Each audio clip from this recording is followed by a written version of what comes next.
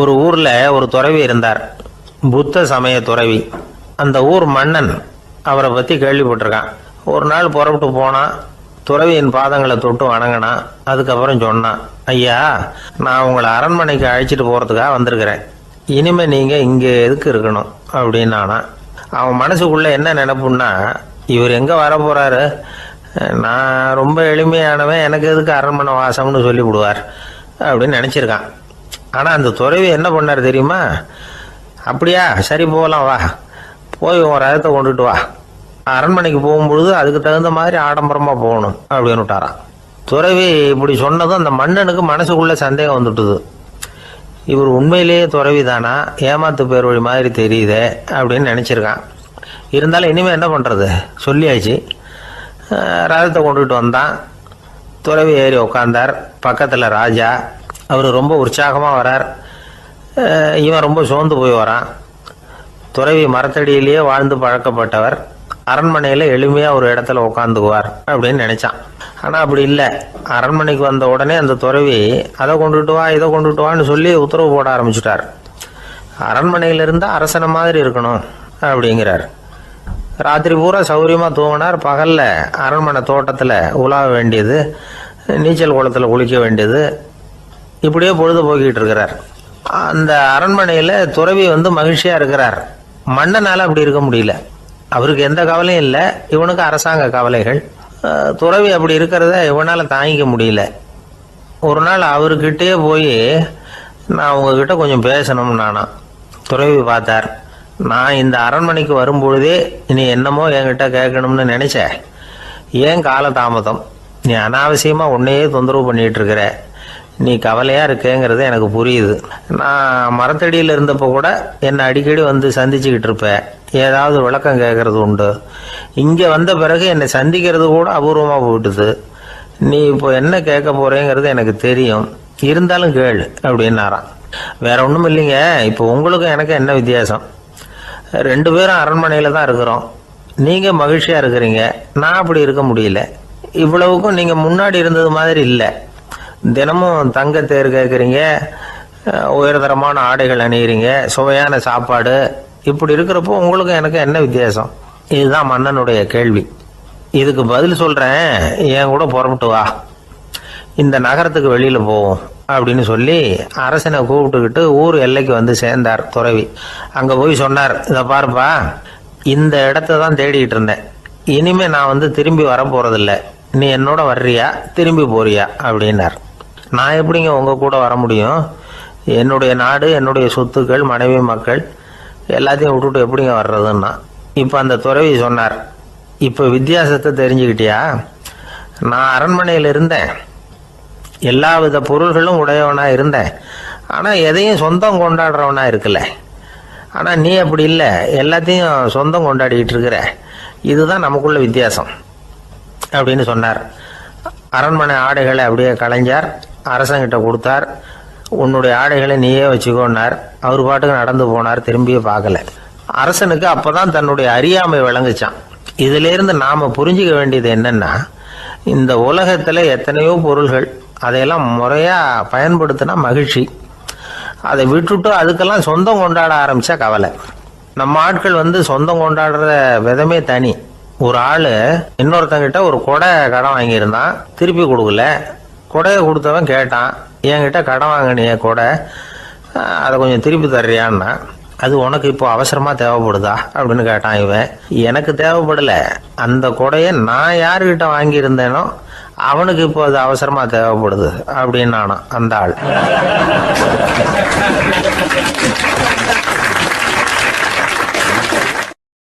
ஒரு சீன தேசத்து அரசர் இருந்தார்.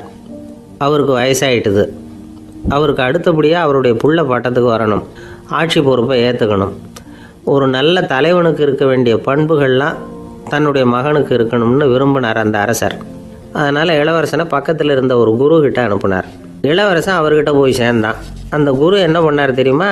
இவனை பார்த்து சொன்னார், இதை பாருப்பா, நீ என்ன பண்ணுற, இப்போவே பக்கத்தில் இருக்கிற காட்டுக்கு போ, நடு காட்டில் போய் ஒரு இடத்துல உட்காந்துக்கோ. அங்கே என்னென்ன சத்தம்லாம் உன் காதில் விழுதுன்னு கவனித்து கேளு. உன் காதில் விழுந்த ஓசைகள் என்னென்னங்கிறத என்கிட்ட சொல்லு, அதுதான் எனக்கு தெரியணும், உனக்கு வேலையும் அதுதான் அப்படின்னு சொல்லி அனுப்பி வச்சுட்டார். இளவரசன் காட்டுக்கு போனான். குரு சொன்னபடியே ஒரு இடத்துல உட்காந்து கவனித்து கேட்டான். அதுக்கப்புறம் குருக்கிட்ட திரும்பி வந்தான். என்னென்ன சத்தம்லாம் கேட்ட அப்படின்னு கேட்டார் குரு. குருவே, காட்டில் நான் பறவைகள் சத்தம்லாம் கேட்டேன், மிருகங்களின் ஓசையையும் கேட்டேன், இதை தவிர இடி மின்னல் மழை இதுகளோட சத்தத்தையும் கேட்டேன் அப்படின்னா. குரு யோசனை பண்ணார், நீ இன்னமும் சரியாக கேட்கல, அதனால் மறுபடியும் காட்டுக்கு போ, கொஞ்ச நாள் தங்கியிருந்து கேட்டுட்டு வா அப்படின்னார். இளவரசனுக்கு ஒன்றும் புரியல. இருந்தாலும் குருவின் கட்டளையாச்சே, மறுக்க முடியுமா? உடனே அவன் மறுபடியும் காட்டுக்கு போனான். ஒரு இடத்துல உட்காந்தான். கொஞ்ச நேரம் உன்னிப்பாக கவனித்து கேட்டான். சில நாள் கழித்து குருக்கிட்ட திரும்பி வந்தான். குருவே, இந்த தடவை சில துல்லியமான சத்தங்களை எல்லாம் கேட்டான். தேனீ பறக்கிற சத்தம், நீரோடையின் மெல்லிய ஓசை, இதெல்லாம் கேட்டேன்னா. குரு சிரித்தார். நீ மறுபடியும் காட்டுக்கு போ, இன்னும் சில நாள் அங்கே இரு, முழுமையாக கவனமாக கேட்டுட்டு வா அப்படின்னு சொல்லி அனுப்பி வச்சுட்டார். இளவரசனுக்கு குழப்பம் அதிகமாயிட்டுது. ஒன்றுமே புரியல. மறுபடியும் காட்டுக்கு போனான். மௌனமாக ஒரு இடத்துல உட்காந்துட்டான். அப்படியே தியானத்தில் ஆழ்ந்துட்டான். சில நாளில் அவனுக்கு இதுவரை கேட்காத ஓசைகள்லாம் கேட்க ஆரம்பிச்சிட்டுது. இதைத்தான் நான் கேட்கணும்னு என்னுடைய குரு எதிர்பார்த்துருக்கிறாருங்கிறத புரிஞ்சுக்கிட்டான். உடனே குருக்கிட்ட ஓடனான். குருவே, இந்த தடவை காதுகளுக்கு கேட்க முடியாத சில ஓசைகளை கூட என்னால் உணர முடிஞ்சுது. பூ மலருகிற ஓசை, சூரியனால் பூமி சூடாகிறப்போ எழுகிற ஓசை, காலை பனித்துளி இந்த புல்லுலாம் குடிக்கிற ஓசை, இது எல்லாம் என்னால் நல்லா கேட்க முடிஞ்சுது அப்படின்னா. குருவுக்கு இப்போ தான் திருப்தி ஏற்பட்டு தான். இளவரசனை பார்த்து சொன்னார், இதை பாருப்பா, இப்போ தான் நாட்டை ஆளுகிற தகுதி உனக்கு வந்திருக்குது அப்படின்னு சொல்லி அதுக்கு விளக்கமும் கொடுத்தாராம். எந்த அரசன் தன்னுடைய மக்களின் இதயம் பேசுகிற மௌன மொழியை, மௌன வார்த்தைகளை கேட்குறானோ அவன்தான் ஆள தகுதி உள்ளவன். எந்த அரசன் தன்னுடைய மக்களின் உணர்ச்சிகளை உண்மையாக உணர்றானோ அவன்தான் முதன்மையான அரசன். போலி வார்த்தைகளை மட்டும் கேட்டுட்டு பல மௌன ராகங்களை காதில் வாங்கிக்காதவன் அரசனே இல்லை. எந்த நாட்டில் எப்போ ஒரு அரசன் தன்னுடைய மக்களின் உணர்ச்சிகளை கேட்க மறுக்கிறானோ அன்னையிலேருந்தே அந்த நாடு அழிய தொடங்குது அப்படின்னு அர்த்தம். இதுதான் அந்த குரு இளவரசனுக்கு போதிச்சது. வாயால் பேசுகிறத மட்டும் கேட்டு ஏமாறக்கூடாது, உணர்ச்சிகளையும் கேட்கறதுல தான் மனப்பக்குவம் உண்டாகும். மக்கள் உணர்ச்சிகளை புரிந்து கொள்ளாத அரசர்கள் நீடிச்சிருக்க முடியாது. அது மாதிரி நாடுகளில் அடிக்கடி குழப்பம் தான் உண்டாகும். அப்படி இருந்தால் அடிக்கடி ஆட்சி மாறிக்கிட்டு இருக்கும். அப்படிப்பட்ட ஒரு தேசம், அங்கே ஒரு சிறைச்சாலையில் 3 கைதிகள் பேசிக்கிட்டு இருந்தாங்க. ஒருத்தன் சொன்னான், நான் இந்த நாட்டு ராஜாவை எதிர்த்து பேசிக்கிட்டு இருந்தேன், அதனால் என்னை பிடிச்சி கொண்டாந்து இங்கே போட்டுட்டாங்க அப்படின்னா ஒருத்தன். இன்னொருத்தன் சொன்னான், நான் இந்த நாட்டு ராஜாவை ஆதரித்து பேசிக்கிட்டு இருந்தேன், அதனால் என்னை பிடிச்சி கொண்டாந்து இங்கே தள்ளிவிட்டாங்க அப்படின்னா. அது சரி, நீ என்ன தப்பு பண்ண அப்படின்னு சொல்லி 3வது ஆளை பார்த்து இவங்க கேட்டாங்க. அதுக்கு அந்த ஆள் சொல்கிறான், நான் தான் இந்த நாட்டு ராஜா அப்படின்னானா.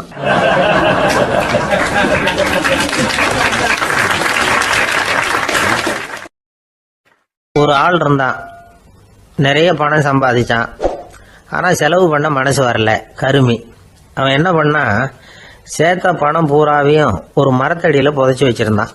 வாரத்துக்கு ஒரு தடவை அந்த மரத்தடிக்கு வருவான், புதைச்ச இடத்த ஆவலோடு பார்த்துக்கிட்டு இருப்பான், அதுக்கப்புறம் போயிடுவான். அவ்வளவுதான்.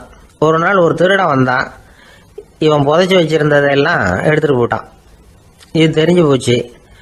அந்த கருமி புலம்ப ஆரம்பிச்சிட்டான். இவன் புலம்பலை கேட்டதும் அக்கம் பக்கத்தில் இருந்தவங்கெல்லாம் ஓடி வந்தாங்க. என்ன விஷயம்னு விசாரித்தாங்க. இவன் சொன்னான். ஒரு பெரியவர் கேட்டார், ஏன்ப்பா வாரம் இந்த இடத்த பார்க்குறதாக சொன்னியே, எப்போவாவது இதில் இருக்கிற பணத்தை எடுத்து செலவு பண்ணியிருக்கியா அப்படின்னு கேட்டார். நான் அப்பப்போ அதை பார்க்கறது தான் வழக்கம், அதை தொட்டதே இல்லைன்னு அவன். சரி அப்படின்னா இப்போவும் நீ அதே மாதிரி வாரம் ஒரு தடவை இந்த இடத்த பார்த்துட்டு போகலாமே அப்படின்னாராம் அந்த பெரியவர். அதுவும் சரிதானே, எவ்வளவு காலமானாலும் அவன் அந்த பணத்தை எடுத்து செலவு பண்ண போகிறதில்ல. அப்படி இருக்கிறப்ப உள்ளே பணம் இருந்தாலும் ஒன்று தான், இல்லாமல் போனாலும் ஒன்று தான். இதிலிருந்து என்ன புரியுதுன்னா, ஒருத்தர்கிட்ட இருக்கிற பணத்தை கொண்டு அவர் பணக்காரரா ஏழையா அப்படின்னு முடிவு செய்கிறது சரியில்லை. அந்த செல்வத்தை அனுபவிக்கிற திறன், பயன்படுத்துகிற திறன், அதை வச்சு தான் அவர் ஏழையா பணக்காரரா அப்படிங்கிறத நிர்ணயம் பண்ணணும். அதுதான் சரி. செலவு பண்ண தெரியாதவன் சேகரம் பண்ணிகிட்டே இருக்கிறதுனால என்ன பிரயோஜனம்? தலைமுடியே இல்லாதவன் தாராளமாக சீப்புகளை வாங்கி சேகரம் பண்ணுறது மாதிரி தானே இது. சில சமயம் செலவு பண்ண நாம் தயாராக இருந்தால் கூட அந்த செல்வம் நமக்கு பயன்படுறதில்ல. அரேபியாவில் ஒரு நகை வியாபாரி விலை உயர்ந்த முத்துக்களை எல்லாம் அவர் வச்சு வியாபாரம் பண்ணிக்கிட்டு இருந்தார். அவர் ஒரு சமயம் ஒரு பாலைவனம் வழியாக போயிட்டு இருக்கிறார் ஒட்டகத்தில். அப்போ திடீர்னு கடுமையான புயல் வீச ஆரம்பிச்சுட்டுது. திசை தவறி இவர் எங்கேயோ வந்துட்டார். கூட வந்தவங்களையும் காணல, எங்க போனாங்களோ தெரியல. இவர் ரொம்ப பயந்து போய் அங்கேயும் எங்கேயுமா அலைஞ்சு திரியிறார். வழியே தெரியல. பசி கடுமையாயிட்டுது. ஒட்டகத்து முதுகில் ஒரு மூட்டை இருந்தது. அதை பிரித்து பார்த்தார். உள்ளே ஏதாவது இருக்கான்னு தேடி பார்க்குறார். அது வரைக்கும் கண்ணில் தட்டுப்படாத அபூர்வமான ஒரு பை கண்ணில் பட்டுது. ஆஹா, அதில் ஏதாவது சாப்பிட்றதுக்கு இருக்கும் அப்படின்னு நினச்சி ஆவலாக அதை பிரித்து பார்க்குறார். அந்த பையில் விலை உயர்ந்த முத்துக்கள் நிறைய இருந்துதான். அப்போ தான் அவர் நினச்சாராம், விலை உயர்ந்த முத்துக்கள் கூட சாப்பிட்றதுக்கு உணவாக முடியாது அப்படிங்கிறத புரிஞ்சுக்கிட்டாராம். எந்த நேரத்தில் எது நமக்கு தேவையோ அது நமக்கு தாராளமாக கிடைக்கணும். அப்படி அது கிடைக்கிறதுக்கு நம்மக்கிட்ட இருக்கிற செல்வம் பயன்படணும். அது நமக்கும் பயன்படலாம், நம்ம மூலமாக அடுத்தவங்களுக்கும் பயன்படலாம். அதுதான் செல்வத்தின் பயன். ஒரு மரத்தடியில் ஒருத்தன் உட்காந்து அழுதுகிட்டு இருந்தான். அந்த பக்கமாக வந்த இன்னொருத்தன் ஏப்பா அழுதுகிட்டு இருக்கிறேன்னு கேட்டான். இந்த இடத்துல தான் பூமிக்கு அடியில் பணம் இருக்குது, புதைச்ச இடம் தெரியல, அதான் அழறேன் அப்படின்னா. நல்லா ஞாபகப்படுத்தி பாரு, எந்த இடத்துல புதைச்ச அப்படின்னு கேட்டான் இவன். அது எப்படி எனக்கு தெரியும், புதைச்சி வச்சிருக்கிறவன் நான் இல்லையே, எங்க எழுத்து வீட்டுக்காரன் அப்படின்னானா இவன்.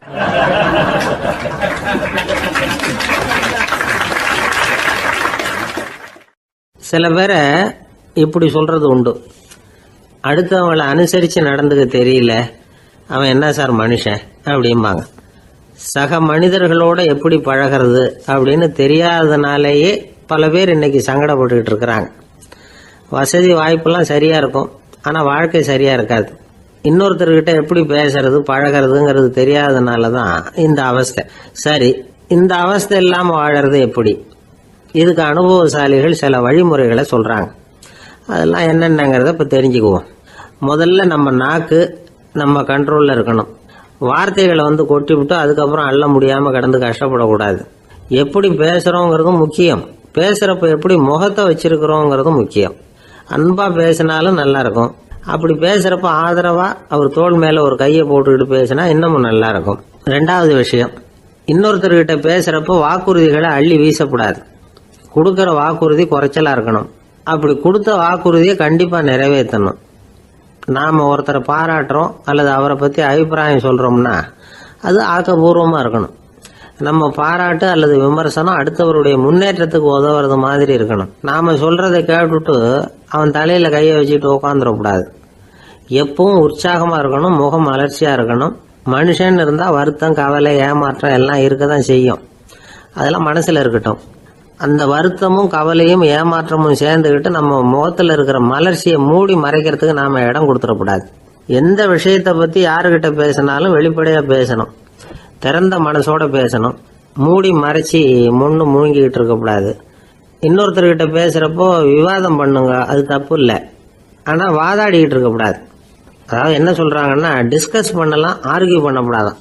நம்மக்கிட்ட இருக்கிற நல்ல குணங்களை நாம் எடுத்து சொல்லிகிட்டு இருக்கக்கூடாது. அந்த நல்ல குணங்களே நம்மளை பற்றி எடுத்து சொல்லணும், அது மாதிரி நடந்துக்கணும். அதே மாதிரி அடுத்தவங்க கிட்ட உள்ள கெட்ட குணங்களை பற்றி அவசியம் இல்லாமல் நாம் பேச வேண்டியதில்லை. உங்களை பற்றி யாராவது தப்பாக பேசுகிறாங்களா, அப்படி அவங்க பேசுறதுல உண்மை இல்லையா அப்படின்னா அதை நீங்கள் பொருட்படுத்த வேண்டியதில்லை, விட்டுடலாம். அது தானாக போயிடும். ஒரு 4-5 பேரோட பேசிக்கிட்டு இருந்தீங்கன்னா எல்லாருக்கும் முக்கியத்துவம் கொடுங்க, யாரையும் அலட்சியப்படுத்தாதீங்க. தமாஷா பேசலாம், ஆனால் அவங்க தமாஷ் அடுத்தவங்களை கேலி பண்ணுறதா இருக்கக்கூடாது. நமக்கு கிடைக்க வேண்டியது கிடைக்கலையே அப்படிங்கிற தவிப்பு நம்மகிட்ட இருக்கக்கூடாது, அது தேவையில்லை. உங்கள் செயல்பாடுகள் தெளிவாக இருக்கட்டும், பாராட்டு தானாக அவங்கள தேடிட்டு வரும். இன்னொரு மனுஷனுடைய மனசில் கௌரவமான ஒரு இடத்த பிடிக்கணும்னா நாம் இந்த குணத்தையெல்லாம் நம்மகிட்ட வளர்த்துக்கணும். இதெல்லாம் அனுபவசாலிகள் சொல்லியிருக்கிற குறிப்புகள். இந்த குறிப்புகளை சரியாக புரிஞ்சுக்கணும், அது முக்கியம். தப்பாக புரிஞ்சுக்கிட்டா என்ன ஆகும் தெரியுமா? இதை கேளுங்க. ஒருத்தர் வந்தார், சார் அடுத்தவங்க தோள் மேலே கையை போட்டுக்கிட்டு அன்பாக பேசணும்னு சொன்னீங்க, அப்படிதான் பேசினேன். அவர் முதுக கூட தட்டி கொடுத்தேன், என் வேலை போயிட்டுது சார், வீட்டுக்கு அனுப்பிச்சிட்டாங்க அப்படின்னார். யாருக்கிட்ட அப்படி பேசுனீங்கன்னு கேட்டோம். என் முதலாளிகிட்ட சார் அப்படிங்கிறார் ரொம்ப சோகமா.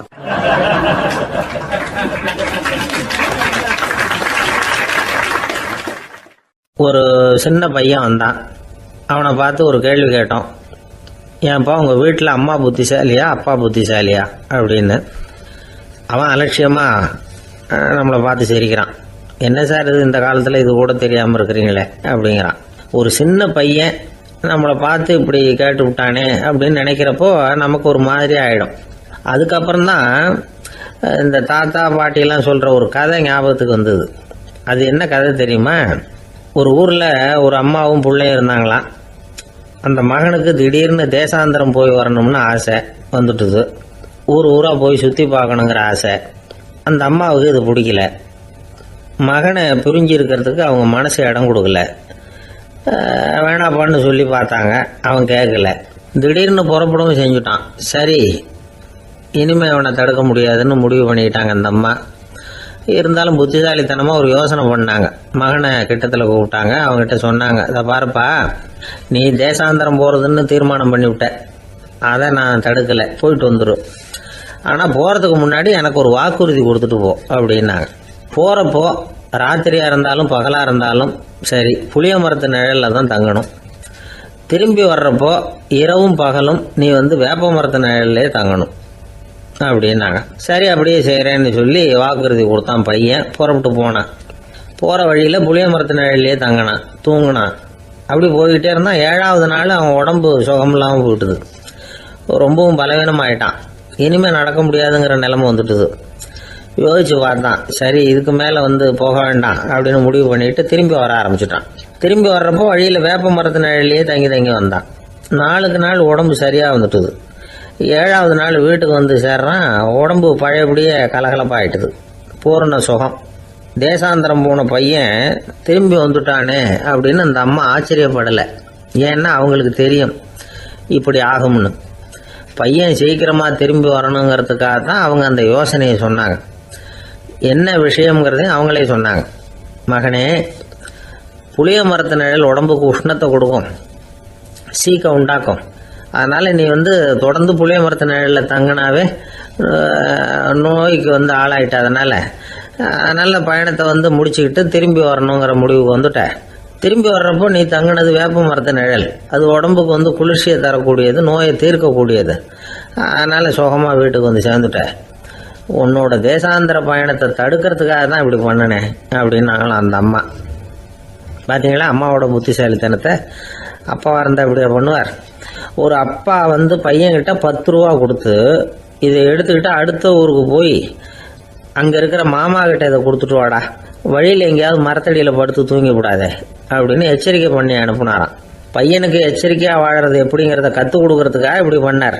அவன் பணத்தை வாங்கிட்டு போனான். அப்பா சொன்னதை மறந்துட்டு ஒரு மரத்தடியில் படுத்து தூங்கிட்டான். அவனுக்கு தெரியாமல் அவன் பின்னாடியே போன அப்பா அவன் கையில் இருந்த அந்த 10 ரூபாயை நைஸாக எடுத்துகிட்டு வந்துட்டார். அவன் பையில் தானே வச்சுருந்தான், அது தெரியாமல் எடுத்துகிட்டு வந்துட்டார். அவன் தூங்கிக்கிட்டு இருக்கான்.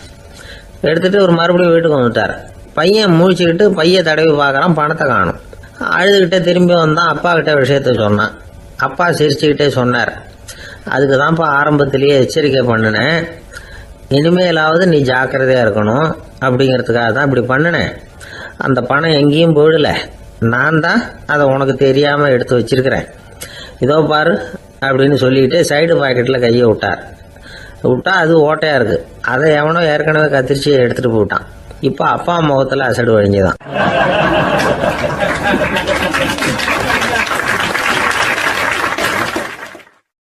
ஒரு பல்கலைக்கழகம், அங்கே ஒரு இலக்கிய பேராசிரியர், அவர் பாடம் நடத்திக்கிட்டு இருந்தார். ராபர்ட் ப்ரௌனிங் எழுதிய கவிதைகளை பற்றி சொல்லிகிட்டு இருக்கிறார். மாணவர்களும் ரொம்ப அக்கறையாக அதை கேட்டுக்கிட்டு இருக்கிறாங்க. ஒரு குறிப்பிட்ட கவிதையை பற்றி சொல்லும் பொழுது அந்த பேராசிரியருக்கே ஒரு சந்தேகம். அதாவது அந்த கவிதையின் சரியான அர்த்தம் என்னங்கிறதுல சந்தேகம். பேராசிரியர் யோசனை பண்ணார். அந்த கவிதையை முழுசாக புரிஞ்சிக்க முடியல. அதனால் மாணவர்களை பார்த்து சொன்னார், மாணவர்களே, ஒரு நாள் பொறுத்துங்க, இந்த கவிதையை எழுதின கவிஞர் எங்கள் வீட்டுக்கு பக்கத்தில் தான் இருக்கிறார். இன்னைக்கு சாயந்தரம் நான் அவரை நேரிலேயே போய் பார்க்குறேன். பார்த்து இதுக்கு என்னங்க அர்த்தம்னு கேட்டுட்டு வந்துடுறேன். அதுக்கப்புறம் உங்ககிட்ட சொல்கிறேன் அப்படின்னாராம். அன்னைக்கு சாயந்தரமே அந்த பேராசிரியர் கவிஞரை தேடிக்கிட்டு போயிட்டார். கவிஞர் அவங்க வீட்டில் அவர் பாட்டு உட்காந்துருந்தாராம். இவர் போய் அவர் முன்னாடி உட்காந்தார். அப்புறம் கேட்டார், ஐயா, அந்த கவிதையின் முழு பொருள் என்னன்னு தெரிஞ்சுட்டு போகிறதுக்காக வந்திருக்கிறேன் அப்படின்னாராம். எந்த கவிதை அப்படின்னாராம் அவர். இவர் அந்த கவிதையை சொல்லியிருக்கார். கவிஞர் கொஞ்சம் யோசனை பண்ணிவிட்டு அப்புறம் சொன்னாராம், பேராசிரியரே நீங்க கொஞ்சம் தாமதமா வந்துட்டீங்கன்னாராம். இவருக்கு ஒன்றும் புரியல. நீங்க என்ன சொல்றீங்க? நான் தாமதமா வந்துட்டேன்னா? நீங்க தான் உயிரோடு இருக்கிறீங்களே, அப்படி இருக்கும்பொழுது நான் தாமதமா வந்துட்டேன்னா அது எப்படி அப்படின்னு இவர் குழம்பி இருக்கிறார். இப்ப கவிஞர் சொன்னாராம், ஐயா நான் உயிரோடு இருக்கிறேனா இல்லையாங்கிறது முக்கியம் இல்லை. நான் அந்த கவிதை வரிகளை எழுதினப்போ 2 பேருக்கு அதோட அர்த்தம் தெரிஞ்சிருந்தது. இப்போ ஒரே ஒருத்தருக்கு தான் அதோட அர்த்தம் தெரியும் அப்படின்னாராம். பேராசிரியர் யோசனை பண்ணியிருக்கார். அப்படின்னா அந்த ஒருத்தர் கவிஞர் ராபர்ட் பிரவுனிங்கை தவிர வேற யாரா இருக்க முடியும்? இவர் தான் அப்படிங்கிறத அவர் மனசுல நினைச்சுக்கிட்டார். அதனால சொன்னார், ஐயா நான் தாமதமா வரல, அந்த கவிதையின் பொருள் என்ன அது சொல்லுங்கன்னார். பேராசிரியரே நான் சொல்றது உங்களுக்கு புரியலன்னு நினைக்கிறேன். நான் இந்த வரிகளை எழுதினப்போ 2 பேருக்கு அதோட அர்த்தம் தெரிஞ்சிருந்தது. அந்த 2 பேர் யாருன்னா, ஒருத்தர் ராபர்ட் பிரவுனிங், அதாவது நான், இன்னொருத்தர் கடவுள். இப்போ அது கடவுளுக்கு மட்டும்தான் தெரியும். நானே இதை பத்தி பல தடவை யோசனை பண்ணி பார்த்தேன். இது ரொம்ப அழகானது, ஆனாலும் ரொம்ப வழுக்கலானது. அதை பிடிச்சிட்டோம்னு நினைச்சிட்டு இருக்கும் பொழுதே காத்து மாதிரி அது உங்ககிட்ட இருந்து ஓடி போயிடுது. எனக்கு ரொம்பவும் வருத்தமா தான் இருக்குது. நிச்சயமா நான் தான் இந்த வரிகளை எழுதியிருக்கிறேன். அதுல அர்த்தம் இருக்குங்கிறது எனக்கு தெரியும், அதை நான் உணர்றேன். ஆனா நீங்க என்ன மன்னிக்கணும், எனக்கே கூட அதை என்னால விளக்க முடியல. அப்படி இருக்கும் பொழுது உங்களுக்கு எப்படி அதை நான் விளக்க முடியும் அப்படின்னு அந்த கவிஞர். அனுபவிக்கப்படக்கூடிய எல்லாமே விளக்கப்படக்கூடிய ஒன்றல்ல, விளக்கப்படும் எல்லாமே அனுபவிக்கப்படக்கூடிய ஒன்றல்ல அப்படிங்கிறது ஞானிகளுடைய கருத்து. அதுக்காக தான் அந்த சம்பவம். வாழ்க்கையில் நீங்கள் தொடர்ந்து ஆய்வு செய்து கொண்டே இருக்கக்கூடிய விளக்கங்களை ஒருபோதும் அடைய முடியாத பரிமாணங்கள் இருக்கிறதுனால தான் அது அலுப்பு தட்டாமல் இருக்குது. உங்களால் நிறைய அனுபவிக்க முடியும், இருந்தாலும் நீங்கள் அனுபவித்து அறிந்த விஷயங்கள் கூட வார்த்தைகளால் விளக்கப்பட முடிவதில்லை அப்படிங்கிறது பெரியோர் சிந்தனை. இதெல்லாம் ஒரு பக்கம் இருக்கட்டும். நமக்கு தெரிஞ்ச பேராசிரியர் ஒருத்தர் 1 மணி நேரம் ரொம்ப விவரமா வகுப்பு எடுத்தார். கடைசியா சொன்னார், மாணவர்களே ரொம்பவும் எளிமையா விளக்கமா எல்லா விவரமும் சொல்லியிருக்கிறேன். அதனால இதுல உங்களுக்கு சந்தேகம் வர்றதுக்கு வாய்ப்பே இல்லை. இருந்தாலும் கேட்க வேண்டிய கடமை கேட்கிறேன். இது வரைக்கும் நடத்தினதுல யாருக்காவது ஏதாவது சந்தேகம் உண்டா அப்படின்னு கேட்டாராம். எனக்கு ஒரே ஒரு சந்தேகம் தான் சார் அப்படின்னு எழுந்திரிச்சு நிக்கிறான் ஒருத்தன். என்னன்னு கேட்டாராம். இது வரைக்கும் நீங்க என்ன பாடம் சார் நடத்துனீங்க அப்படின்னானா அவன்.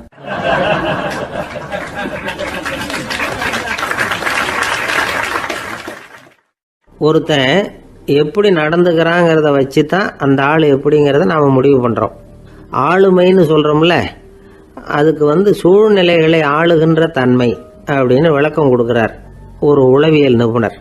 சரி, ஒரு மனிதனுடைய ஆளுமையை உருவாக்குகிற விஷயங்கள் என்னென்ன? பிறப்பு, வளர்க்கப்பட்ட விதம், படிப்பு, நண்பர்கள், சமுதாயம், இப்படி நிறைய உண்டு. ஆளுமையின் அடிப்படையில் சில மனநோய்கள் உண்டாகுது.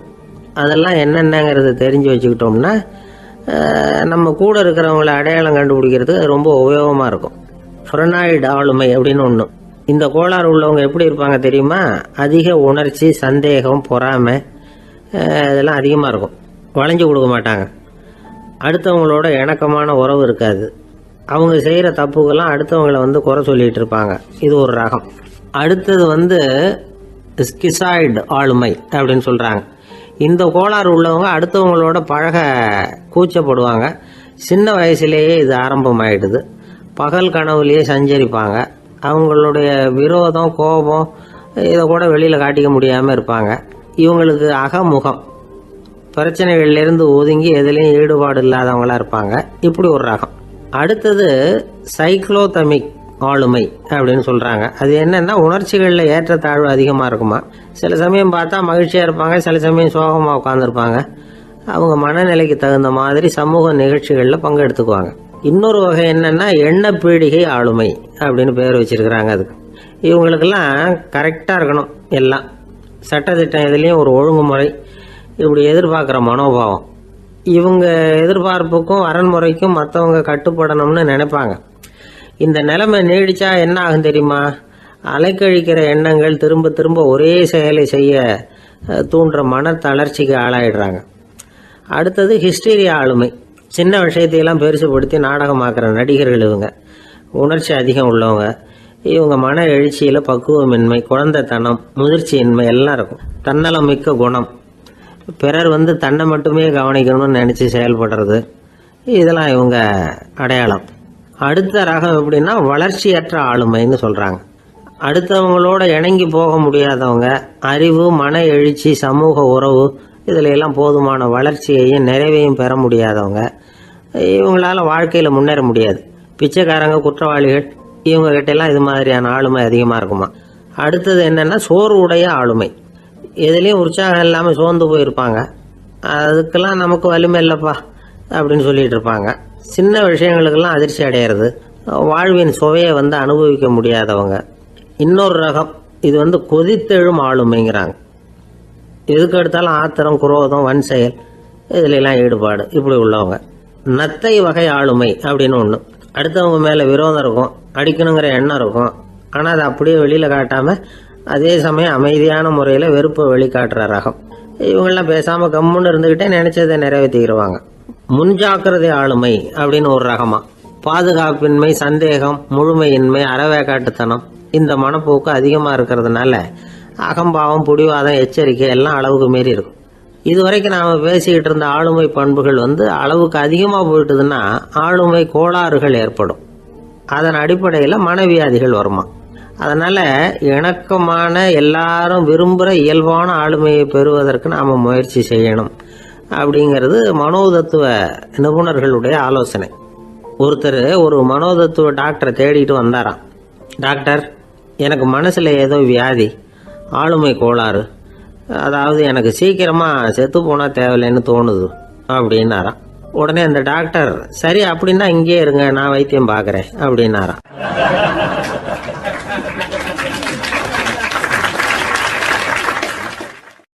பந்திக்கு முந்தர ஆசாமிகள் நம்மள பல பேர் உண்டு. அப்படி முந்தறதுக்கு கூட முயற்சி பண்றவங்க நிறைய பேர் இருக்கிறாங்க. இதுல என்ன ஒரு விஷயம்னா, பந்திக்கு முந்தறது கூட தப்பு இல்லை. ஆனா அப்படி ஒரு விருந்துல ஆளா போய் உட்காந்து சாப்பிட்டா கூட வெளியில வர்றப்ப என்ன பெரிய விருந்து வச்சுட்டான், சாம்பார்ல உப்பு இல்லை, ரசத்துல காரம் இல்லை அப்படின்னு குறை சொல்லிட்டே வர்றது இருக்கு பாருங்க. அது சரியில்லை, நாகரிகமும் இல்லை. கல்யாண பத்திரிகையில என்ன போட்டிருக்குது, என் பொண்ணுக்கும் இன்னார் பையனுக்கும் கல்யாணம், எல்லாரும் குடும்பத்தோட வந்திருந்து மணமக்கள் ஆசீர்வதிக்கணும், இப்படித்தானே போட்டிருக்கோம். குடும்பத்தோட விருந்து சாப்பிட்டு சாப்பாடு எப்படி இருக்குன்னு அபிப்பிராயம் சொல்லிவிட்டு போங்க அப்படின்னா போட்டிருக்கு கல்யாண பத்திரிகையில. ஒருத்தர் வீட்டு விசேஷத்துக்கு போயிருக்கோம்னா எவ்வளவோ அசௌகரியங்கள் நமக்கு ஏற்படலாம். ஏராளமான கூட்டம் வந்திருக்கும். எல்லாரையும் அவங்க தனித்தனியா கவனிச்சுக்கிட்டு இருக்க முடியாது. நாம தான் அனுசரிச்சு நடந்துக்கணும். நாமளா போய் வாழ்த்த வேண்டியவங்களை வாழ்த்தி விட்டு சேரணும். அதை விட்டுட்டு பத்திரிக்கை கொடுத்தானேன்னு போனேன், கவனிப்பே சரியில்லை அப்படின்னு புலம்பிக்கிட்டு இருக்கக்கூடாது. ஒரு விருந்துக்கு போனா அங்க எப்படி நடந்துக்கணும் அப்படிங்கறத பத்தி கூட அனுபவசாலிகள் சில விவரங்கள்லாம் சொல்லியிருக்கிறாங்க. இந்த காலத்துல கல்யாணம், பிறந்த நாள், அது இதுன்னு நிறைய விருந்துகள் நடக்குது. அதெல்லாம் எதுக்காக? மனித உறவுகளை வளர்த்துக்கிறதுக்காக தான், வேற எதுக்கு? ஒரு விருந்துக்கு போனா அமைதியா பொறுமையா போய் உட்காரணும். அடிச்சு பிடிச்சிக்கிட்டு இடத்த பிடிக்க போறேன் அப்படின்னு நிற்கக்கூடாது. முதல் பந்தி நடந்துகிட்டு இருந்தா அது முடிஞ்சு இலை எடுத்து சுத்தம் பண்ணதுக்கு அப்புறம் போய் உட்கார்றது தான் நாகரீகம். இலை எடுக்கிறதுக்கு முன்னாடியே அங்க போய் உட்காந்தா நல்லா இருக்காது. நீங்க சாப்பிட்டுட்டு உட்காந்துருக்கீங்களா, சாப்பிட்றதுக்கு உட்காந்துருக்கீங்களா, பாக்குறவங்களுக்கு சந்தேகம் வந்துடும். அதே மாதிரி இலையில எல்லா ஐட்டமும் பரிமாறினதுக்கு அப்புறம் சாப்பிட ஆரம்பிக்கணும். ஒவ்வொரு ஐட்டமா வைக்க வைக்க நாம பாட்டுக்கு எடுத்து உள்ள தள்ளிட்டே இருந்தோம்னா எதை வச்சோம் எதை வைக்கலன்னு பரிமாறினவரே குழம்பி போயிடுவார். ஏன்னா எப்போ பார்த்தாலும் இலை காலியாவே இருக்கும். சாப்பிட்றப்போ உங்க சாப்பாட்டையே நீங்க கவனிக்கணும். அடுத்தவங்க இலையில என்ன இருக்கு, பக்கத்துல இருக்கிறவர் எதை அதிகமாக சாப்பிட்றார், இதெல்லாம் நமக்கு என்னத்துக்கு? எல்லாரும் சாப்பிட்டு முடிக்கிற வரைக்கும் பொறுமையா இருக்கிறது தான் நல்லது. நீங்க மட்டும் திடீர்னு பாதியில் எழுந்திரிச்சு பக்கத்துல இருக்கிறவங்களுக்கு சங்கடமா இருக்குமேங்கிறதெல்லாம் யோசிக்காம நீங்க பாட்டு எழுந்திரிச்சு போகக்கூடாது. பக்கத்துல உள்ளவங்க உங்களை எழுந்திரிக்க சொன்னா எழுந்திரிச்சு போகலாம். விருந்துகள்ல சாப்பாட்டை வீணாக்கிறதே ஒரு நாகரிகமா போட்டுது. இந்த காலத்துல சாப்பாட்டுக்கே கஷ்டப்பட்டுக்கிட்டு பல பேர் இந்த உலகத்துல இருக்கிறப்போ சாப்பாட்டை வீணாக்குறது எவ்வளவு பெரிய மோசம்ங்கிறத நினைச்சு பார்க்கணும். வேணுங்கிற அளவுக்கு கேட்டு வாங்கி சாப்பிட்றது தான் முறை. விருந்துல இந்த பஃபே அப்படின்னு சொல்லி ஒரு முறை சொல்றாங்கல்ல, அதாவது உணவு வகைகளை எல்லாம் பொதுவா ஒரு இடத்துல வச்சுடுறது, நமக்கு தேவையானதை நாமே எடுத்துட்டு ஒரு தட்டில் போட்டுக்கிட்டு சாப்பிட வேண்டியது. இதுல கூட சில பேர் தேவைக்கு அதிகமா எடுத்து போட்டுக்கிட்டு வீணாக்குறாங்க. சில சமயம் கடைசியா சாப்பிட போறவங்களுக்கு எல்லா ஐட்டமும் கிடைக்காம போகலாம். அதை போய் பெருசு பண்ணிட்டு இருக்க கூடாது. என்ன சார் இந்த அளவுக்கு கூடவா நாகரிகம் தெரியாமல் இருக்கிறோம், இதை போய் பெருசாக சொல்ல வந்துட்டீங்களே அப்படின்னு நினைக்கலாம். ஒருத்தர் 2 பேருக்கு இந்த விவரம் தேவைப்படலாம். அவங்க காதலையும் இது விழட்டுமேங்கிறதுக்காக தான் இது. ஒரு பெரிய கல்யாண விருந்து நடந்துக்கிட்டு இருந்தது. விருந்து மண்டபத்து வாசலில் ஒருத்தர் நின்றுக்கிட்டு வர்றவங்களையெல்லாம் ரொம்ப மரியாதையாக வணங்கி உள்ளே அனுப்பி வச்சுக்கிட்டு இருந்தார். எப்படி தெரியுமா? வர்றவங்க கையெல்லாம் பிடிச்சி முத்தம் கொடுத்து அதுக்கப்புறம் உள்ளே அனுப்பி வச்சுக்கிட்டு இருந்தாராம். கூட்டம்லாம் முடிஞ்சதுக்கப்புறம் அவர்கிட்ட போய் கேட்டிருக்கிறாங்க, சார் நானும் எவ்வளவோ விருந்துகளுக்கு போயிருக்கிறேன், இருந்தாலும் இவ்வளவு மரியாதையாக வர்றவங்க கைக்கெல்லாம் முத்தம் கொடுத்து வரவேற்கிறத இங்கே தான் பார்க்குறேன் அப்படின்னு சொன்னாங்க. அதுக்கு அவர் சொன்னார், அட போங்க சார், நான் முத்தம் கொடுக்கல, முந்தின பந்திக்கு வந்து சாப்பிட்டவங்களே அடுத்த பந்திக்கும் வர்றாங்களான்னு மோந்து பார்த்து அனுப்பி வச்சுக்கிட்டு இருந்தேன் அப்படின்னார்.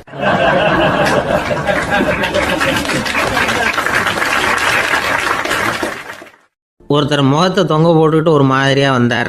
என்ன விஷயம்னு விசாரித்தேன். என்னுடைய நண்பன் ஒருத்தங்கிட்ட கருத்து வேறுபாடு, இனிமேல் நமக்குள்ளே எந்த சம்மந்தமும் வேணாம்னு நட்பை முறிச்சிட்டு வந்துட்டேன்னா. நண்பர்கள்னு இருந்தால் கருத்து வேறுபாடு வரத்தான் செய்யும்னு. கருத்து வேறுபாடு வராமல் இருக்கிறதுக்கு ஏதாவது வழி உண்டா அப்படின்னு கேட்டாங்க. அதை பற்றி நிபுணர்கள் சில யோசனைகளை சொல்லியிருக்கிறாங்கன்னு. முதல் விஷயம் என்னென்னா, உங்கள் நண்பனுக்கு ஒரு செய்தி சொல்லணும்னா அதை நீங்களே நேரடியாக சொல்லுங்கள், அல்லது உங்கள் கைப்பட கடிதம் எழுதுங்க. அதாவது நேரடி தொடர்பு முக்கியம். அதை விட்டுட்டு இன்னொருத்தர் மூலமாக நண்பர்களுக்கு செய்தி அனுப்புனா நீங்கள் சொல்கிற செய்தி அப்படியே போய் சேராது, அது சேதமாயிடும். கூட்டி குறைச்சி சொல்லிவிடுவாங்க, அது குழப்பத்தில் கொண்டாந்து விட்டுரும். இது ஒரு யோசனை. 2வது யோசனை என்னென்னா, நீங்கள் ஒரு நல்ல காரியத்தை செய்யும் பொழுது உங்கள் நண்பரையும் சேர்த்துக்குங்க, அவருக்கும் அதில் ஒரு ஈடுபாட்டை உருவாக்குங்க. 3வது யோசனை, நம்ம பக்கத்தில் இருக்கிற நண்பர் மகிழ்ச்சி அடைகிற மாதிரி ஏதாவது செய்யணும். சின்ன சின்ன செயல்களாக இருந்தாலும் பரவாயில்ல, அவர் நமக்கு எதுவும் செய்யலையே, நாம் எதுக்கு செய்யணும் அப்படின்னு நினச்சிக்கிட்டு இருக்கக்கூடாது. 4வது யோசனை என்னென்னா, உங்களுக்கு ஒரு பிரச்சனையா அல்லது உங்கள் நண்பருக்கு ஒரு பிரச்சனையா, எதுவாக இருந்தாலும் 2 பேரும் சேர்ந்து உட்காந்து ஆலோசனை பண்ணுங்கள். நம்ம யோசனையும் கேட்கப்படுதே அப்படிங்கிற நினைப்பே அவருக்கு வந்து ஒரு மன நிறைவை உண்டாக்குமா. 5வது யோசனை, உங்கள் நண்பர் ஏதோ ஒரு காரியத்தை செய்கிறார், நீங்கள் உடனே அவசரப்பட்டு நீ செய்கிறது தப்புன்னு தீர்ப்பு சொல்லக்கூடாது. அவர் அதை செய்யறதுக்கான நியாயங்கள் எவ்வளோ இருக்கும், அதை புரிஞ்சுக்கிறதுக்கு முயற்சி பண்ணணும். 6வது யோசனை, உங்கள் நண்பர் என்ன சொன்னாலும் அதை பொறுமையாக கேளுங்க. அவர் சொல்கிறத புரிஞ்சுக்கணும், அவர் சொல்ல விரும்புகிறத புரிஞ்சுக்கணும், அவர் சொல்ல முடியாமல் தவிக்கிறதையும் புரிஞ்சுக்கணும். இப்படி 3 விதமாகவும் அவரை புரிஞ்சுக்கிட்டு அதுக்கு தகுந்த மாதிரி செயல்படணும். 7வது யோசனை என்னென்னா, உங்கள் நண்பர் உங்ககிட்ட வந்து ஏதோ ஒரு கருத்தை சொல்கிறார், அது உங்களுக்கு பிடிக்கல, அதுக்காக உடனே நீ சொல்கிறது சரியில்லை, நான் ஒத்துக்க மாட்டேன் அப்படின்லாம் மறுத்துக்கிட்டு இருக்கக்கூடாது.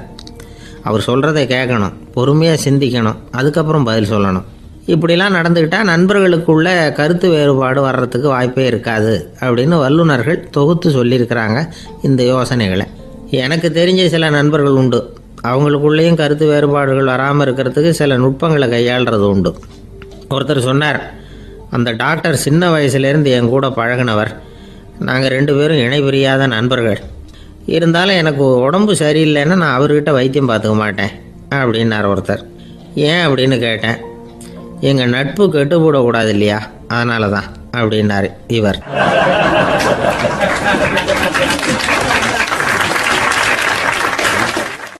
ஒரு சிகை அலங்கார கூடம், ரொம்ப சுறுசுறுப்பாக எல்லாரும் வேலை செஞ்சுக்கிட்டு இருக்கிறாங்க.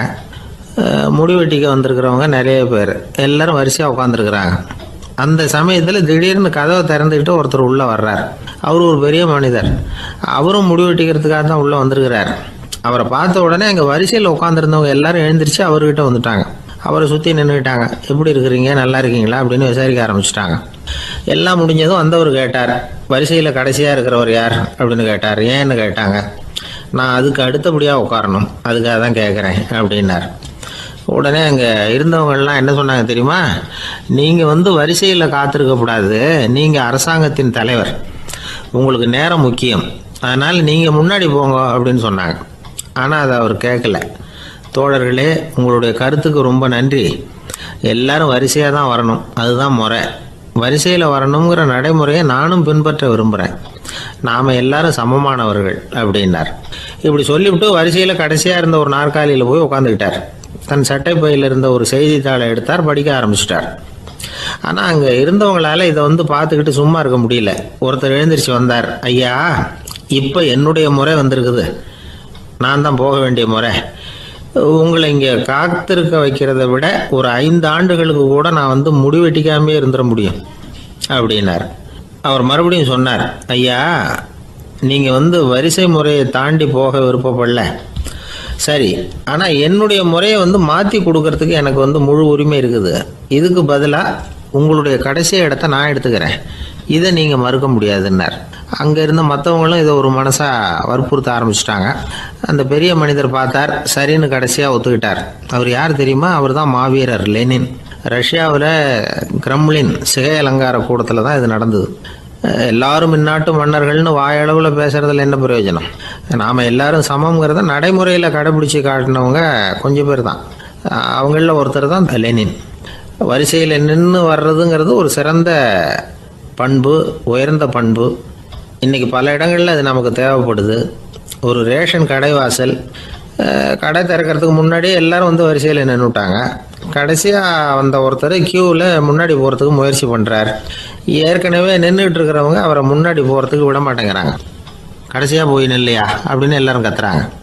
அதை அவர் காதில் வாங்கலை, முண்டி அடிச்சுக்கிட்டு முன்னாடி போகிறதுக்கே முயற்சி பண்ணிகிட்டு இருக்கிறார். எல்லாரும் சேர்ந்து அவரை வலுக்கட்டாயமாக இழுத்து கொண்டாந்து பின்னாடி கொண்டு போய் நிறுத்திவிட்டு சொன்னாங்க, இதை பாருப்பா, நாங்கள் இருக்கிற வரைக்கும் நீங்கள் முன்னாடி போய் எதையும் வாங்க முடியாது, தெரிஞ்சுக்கோ அப்படின்னாங்க. இப்போ அந்த ஆள் சொன்னாராம், நான் இங்கே பின்னாடி நிற்கிற வரைக்கும் நீங்களும் எதுவும் வாங்க முடியாது அப்படின்னாராம்.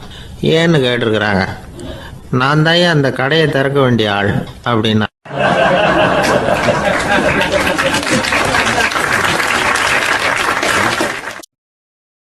ஒருத்தர் ஒரு தவறு செஞ்சு விடுறாருன்னு வச்சுக்கோங்க. உடனே நீ செஞ்சது தவறு அப்படின்னு சொல்கிறது ஒரு வகை. அதுக்கு பதிலாக எது சரின்னு அவர் புரிந்து கொள்ள உதவி செய்கிறது இன்னொரு வகை. இந்த 2வது வகை இருக்குது பாருங்கள், நிர்வாக இயலில் இது ரொம்ப முக்கியம். அலுவலகத்தில் வேலை பார்க்குற ஒருத்தர் முக்கியமாக தெரிஞ்சுக்க வேண்டியது என்ன தெரியுமா? சக ஊழியர்கள்கிட்ட எப்படி பழகணும், மேலதிகாரிகள்கிட்ட எப்படி பழகணும், தனக்கு கீழே வேலை செய்கிறவங்கக்கிட்ட எப்படி பழகணும், வாடிக்கையாளர்கள்கிட்ட எப்படி பழகணும், இவங்க எல்லார்கிட்டையும் செம்மையான உறவை ஏற்படுத்திக்கிறது எப்படி, இதையெல்லாம் சொல்லிக் கொடுக்குற பாடம் தான் இன்டர் பர்சனல் ஸ்கில், திறமையான உறவு அப்படிங்கிறது. எந்த வேலையில் இருந்தாலும் சரி, இந்த உறவுகளை வளர்க்கும் திறன் உள்ளவங்க சீக்கிரம் முன்னுக்கு வந்துடுறாங்க.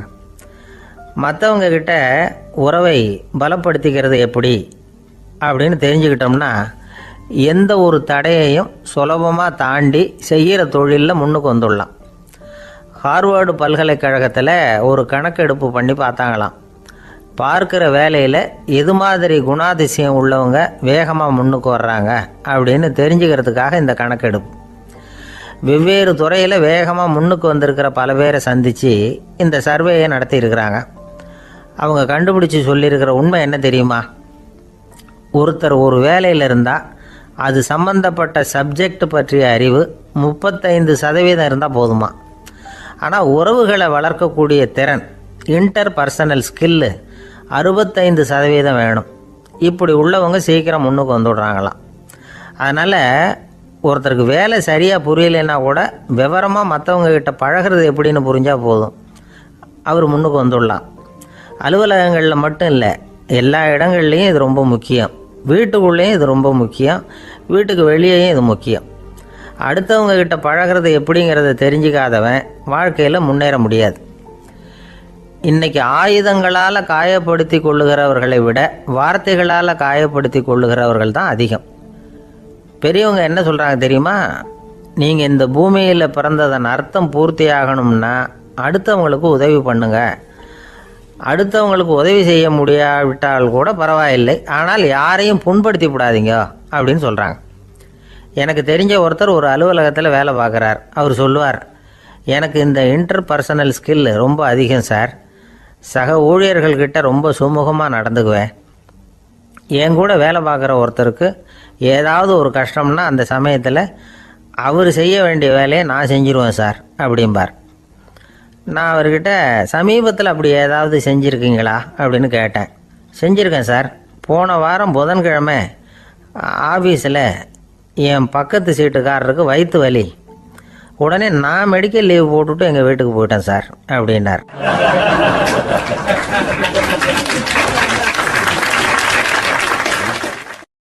ஒரு நண்பர், அவர்கிட்ட பேசிக்கிட்டு இருந்தேன்.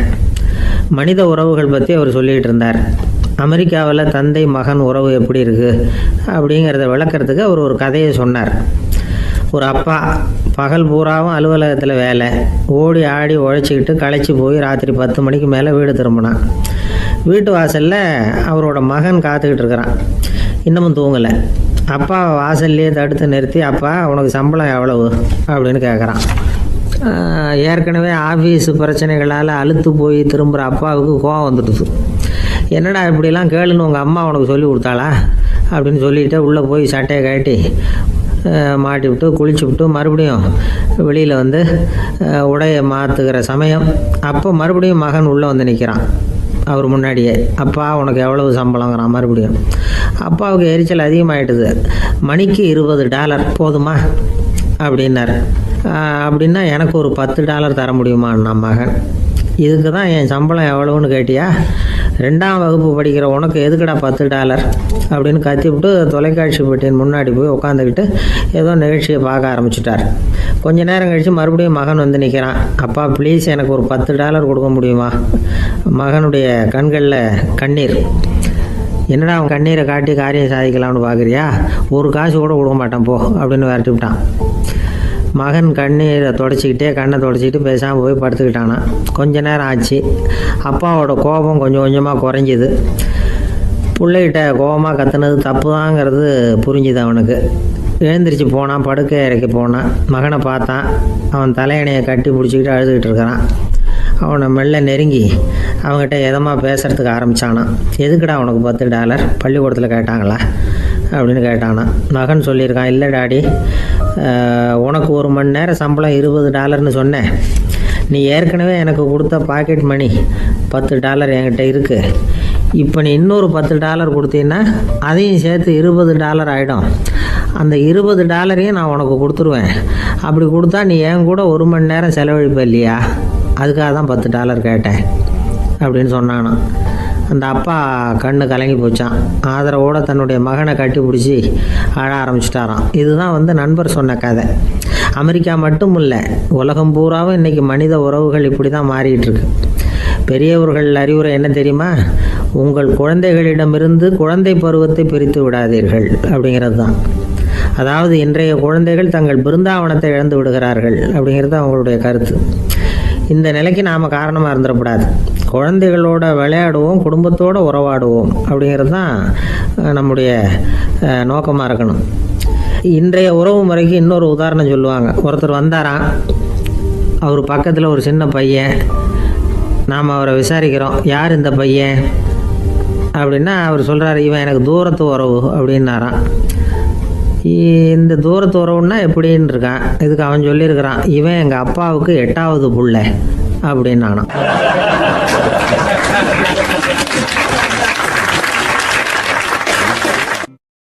கணவன் மனைவி அன்பாக இருக்கணும், ஒருத்தர் நல்லா புரிஞ்சுக்கணும், விட்டு கொடுக்குற மனப்பான்மை வேணும். அதுதான் ஒரு நல்ல குடும்பம். இன்றைக்கி பல குடும்பங்களில் அர்த்தமில்லாத சண்டைகள் தான் அதிகம். கிராமப்புறங்களில் வேடிக்கையாக ஒரு கதை சொல்லுவாங்க. ஒரு ஊரில் ஒரு ஆள் இருந்தான், வேலை வெட்டி இல்லாமல் சும்மாவே இருந்தான். அவனுக்கு கல்யாணம் பண்ணி வச்சாங்களாம். மனைவி வந்து சேர்ந்தா, சும்மாவே உட்காந்துருக்கிறியே, ஏதாவது சம்பாதிக்கிற வழியை பாரு அப்படின்ட்டுருக்கா. அதுக்கு தான் யோசனை பண்ணிகிட்டு இருக்கிறேன், ஒரு அருமையான ஐடியா அப்படின்னானா. என்ன அது சொல்லு அப்படின்ட்டுருக்கா. அவன் ஒரு ஆட்டுக்குட்டி வாங்க போகிறேன்ருக்கான். அதை வாங்கி என்ன பண்ண போகிறேன்னா, அந்த குட்டி வளரும், பெருசாகும், அதுக்கப்புறம் அது நிறைய குட்டி போடும் அப்படின்ட்டுருக்கான். சரி, அப்புறம் என்ன, அதையெல்லாம் சந்தையில் கொண்டுட்டு போய் விற்றுவிட்டு அந்த காசுக்கு ஒரு எருவு மாடு வாங்கலாம். சரி, அது எதுக்கு? எருவு மாடு நிறைய பால் கொடுக்கும், அதை கொண்டுகிட்டு போய் பால் பண்ணையில் கொடுப்பேன், அல்லது நானே விற்றுருவேன், கை நிறைய காசு கிடைக்கும். அதுக்கப்புறம் ஒரு பசுமாடு வாங்குவேன், பாலையும் விற்கலாம், நாமளும் காய் போட்டு சாப்பிட்லாம், இப்படிலாம் சொல்லியிருக்கான். அப்போ அந்த பொண்ணு சொல்லிச்சான், அடுத்த தெருவில் இருக்கிற எங்கள் அம்மா வீட்டுக்கும் கொஞ்சம் பால் கொடுத்து அனுப்பலாம் அப்படின்ட்டுருக்கா அந்த பொண்ணு. இந்த இடத்துல கணவனுக்கு கோவம் வந்துட்டுது. அது எப்படி உங்கள் அம்மா வீட்டுக்கு எதுக்கு கொடுக்கணும், அதெல்லாம் முடியாதுன்றிருக்கான். இந்த இடத்துல சண்டை ஆரம்பமாயிட்டுது. கொஞ்ச நேரத்தில் ரெண்டு பேரும் சத்தம் போட ஆரம்பிச்சிட்டாங்க. கடுமையான சண்டை நடக்கிறத பக்கத்து வீட்டுக்காரன் காதில் வாங்கினான். அவன் ஓடியாந்தான். அவனுக்கு தெரியும் வாங்காத மாட்டுக்காக இப்படி சண்டை போட்டுக்கிட்டு இருக்கிறாங்கங்கிறது அவனுக்கு புரியும். அவன் ஓடி வந்து சொன்னான், ஏண்டா உன்னோட பசுமாட்டை ஒழுங்காக கட்டி போடக்கூடாதான்னு இருக்கான். என்னடா சொல்கிறேன்னா இவன், உன் மாடு என் தோட்டத்தில் வந்து மேய்ஞ்சுட்டுது, பயிரெலாம் நாசமாயிட்டுது, 10,000 ரூபா அளவுக்கு சேதம், அதை வாங்கிட்டு போகிறதுக்கு தான் வந்தேன், குடுறா 10,000 நானா. இவன் அரண்டு போயிட்டான். அப்புறம் சொன்னான், டே நான் இன்னும் மாடே வாங்கலையே, அதுக்குள்ளே அது வந்து எப்படிடா உன் தோட்டத்தில் மேயும், என்னடா உளர்றேன்னு இருக்கான். நீ தாண்டா இப்போ உளறிக்கிட்டு இருக்க, மாடே வாங்கலை, அதுக்குள்ளே எப்படிடா வந்து உன்னுடைய மனைவி அவங்க அம்மா வீட்டுக்கு பால் கொடுத்து அனுப்ப முடியும் அப்படின்னு அவன் கேட்டானா. நம்மளால இப்போ தான் புத்தி வந்துதான். அர்த்தமே இல்லாத சண்டை போட்டுக்கிட்டு இருக்கிறோம் அப்படிங்கிறத அவன் புரிஞ்சுக்கிட்டானான். இது நம்ம முன்னோர்கள் சொல்லியிருக்கிற ஒரு கதை. சண்டையில் தான் அர்த்தம் இல்லையே தவிர கதையில் அர்த்தம் உண்டு. அதாவது இல்லாத விஷயங்களுக்காக சண்டை போட்டுக்கிட்டு இல்லறத்தை வீணாக்கிக்கிட்டு இருக்கிற மனிதர்கள் இன்றைக்கு நிறைய பேர் இருக்கிறாங்க. ஒருத்தன் தன்னுடைய மனைவியை பற்றி மாமனார்கிட்ட புகார் சொன்னானா, மாமா உங்கள் பொண்ணு அர்த்தமில்லாத சண்டை போடுறா, எதுக்கு எடுத்தாலும் எடுத்தெறிஞ்சு பேசுகிறா அப்படின்ட்டுருக்கான். நீ எப்படி மாப்பிள்ளை அதை சமாளிக்கிற அப்படின்னு கேட்டிருக்காரு அவர். அவள் எடுத்தெறியறது என் மேலே படாமல் ஒதுங்கி நின்றுக்கிறேன் அப்படின்னு நானா இவன்.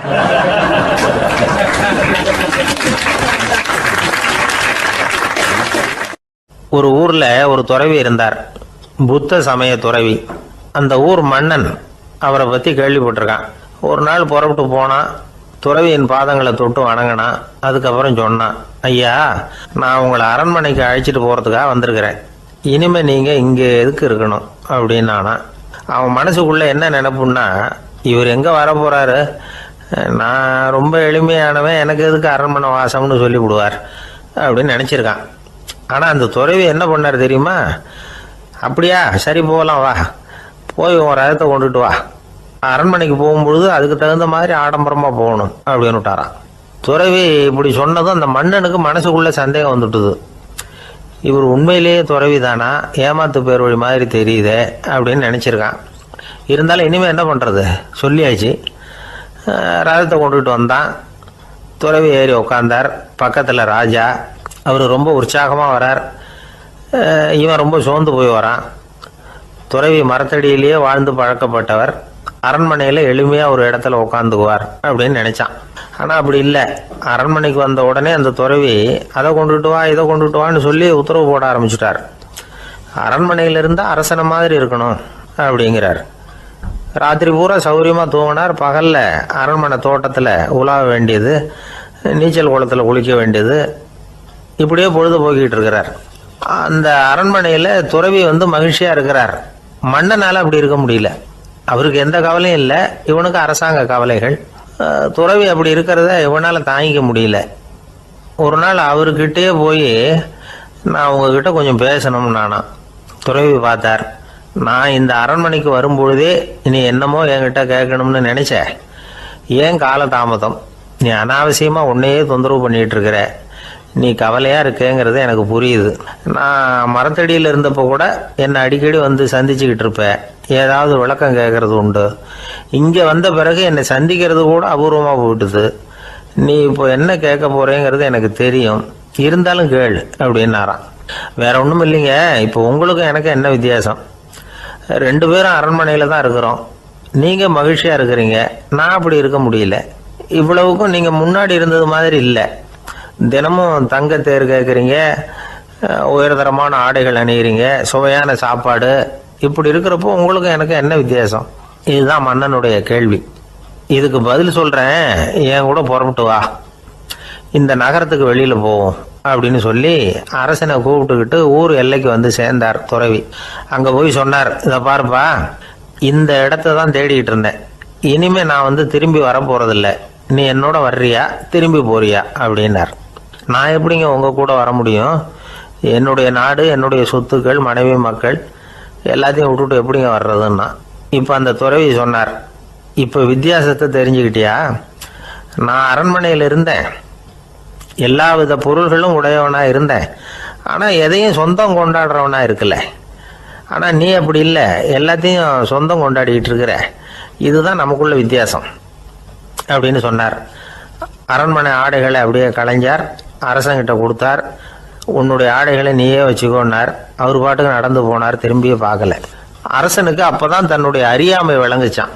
இதிலிருந்து நாம புரிஞ்சுக்க வேண்டியது என்னன்னா, இந்த உலகத்துல எத்தனையோ பொருள்கள், அதையெல்லாம் முறையா பயன்படுத்தினா மகிழ்ச்சி.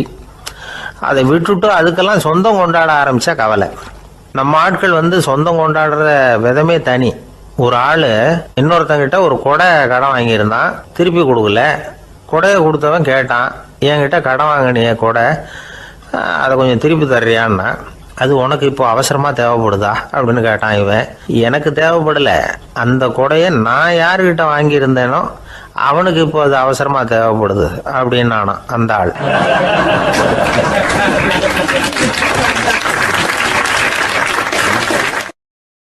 ஒரு ஊர்ல ஒரு புகழ்பெற்ற பத்திரிகையாளர் இருந்தார். அவர் ஒரு நாள் திடீர்னு இறந்து போயிட்டார். அதுக்கப்புறம் நேராக சொர்க்கத்துக்கு போனார். சொர்க்கத்தின் வாசல்ல நின்றுகிட்டு இருந்த ஒருத்தர் அவரை தடுத்தார். இதை பாரு, ஏற்கனவே இங்கே 12 பத்திரிகையாளர்கள் இருக்கிறாங்க, அவங்களுக்கே இங்கே வேலை இல்லை. அதுக்கு என்ன காரணம்னா, சொர்க்கத்தில் திடுக்கிடும் செய்திகள்லாம் ஒன்றும் கிடையாது. அப்படி என்ன இருக்க போகுது இங்கே எல்லாம் அது ஒழுங்காக நடந்துகிட்டு இருக்கோம். எல்லாம் ஒழுங்காக நடந்தால் பத்திரிகைகளுக்கு சுவாரஸ்யமான கொலை கொள்ளை தீ வைப்பு இது மாதிரி எதுவும் இங்கே இல்லை. ஏற்கனவே இங்கே இருக்கிறவங்க எல்லாரும் மரத்தடியில் உட்காந்துக்கிட்டு தியானம் பண்ணிகிட்டு இருக்கிறாங்க. அந்த ஒரே செய்தி தான் தினமும் இங்கே வந்துக்கிட்டு இருக்குது. அதை படிக்கிறதுக்கே இங்கே ஆள் கிடையாது. அதனால் நான் என்ன சொல்கிறேன்னா, நீ பேசாமல் நரகத்துக்கே போயிடு. அங்கே எவ்வளவோ நிகழ்ச்சிகள் நடந்துக்கிட்டு இருக்கு. அங்கே தான் அதிகமான பத்திரிகையாளர்கள் தேவைப்படுறாங்க. அங்கே உனக்கு நிறைய வேலை இருக்கும். அதை செய்கிறதில்ல நீயும் மகிழ்ச்சியாக இருக்கலாம் அப்படின்னு சொன்னாராம். அங்கே அந்த சொர்க்கத்தின் வாசலில் நின்றுக்கிட்டு இருந்தவர். இந்த பத்திரிகையாளர் அங்கேயே நின்று கொஞ்சம் யோசனை பண்ணார். இவருக்கு சொர்க்கத்திலே இருக்கணும்னு தான் ஆசை. அதனால் மெதுவாக அவர்கிட்ட பேசினாராம். ஐயா, என்னை ஒரு 24 மணி நேரம் இங்கே உள்ளே இருக்கிறதுக்கு அனுமதி கொடுங்க.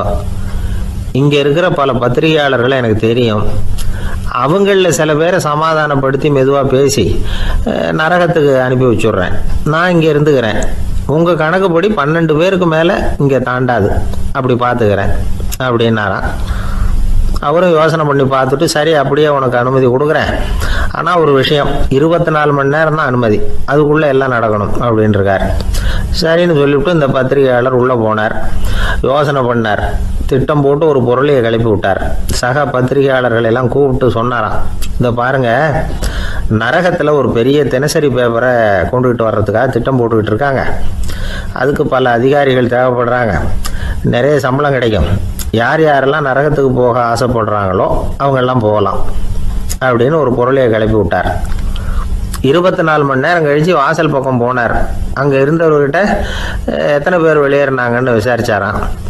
அப்போ அவர் இவரை, நீ வெளியே போகக்கூடாது, முதல்ல உள்ளே தான் இருக்கணும் அப்படின்னு தடுத்தாராம். அப்புறம் சொன்னாராம், நீ சொன்ன செய்தியை கேட்டதும் இங்கே இருந்த எல்லா பத்திரிகையாளர்களுமே நரகத்துக்கு போயிட்டாங்கப்பா, உள்ளே யாருமே இல்லை, அதனால் நீ உள்ளே இருக்கலாம் அப்படின்னாராம். இதை கேட்டதும் இந்த பத்திரிகையாளரே குழம்பி போயிட்டார். ஒருவேளை உண்மையிலேயே நரகத்தில் புதுசாக பத்திரிகை ஏதாவது ஆரம்பிக்க போகிறாங்களோ அப்படின்னு அவரே நினைக்க ஆரம்பிச்சிட்டாராம்.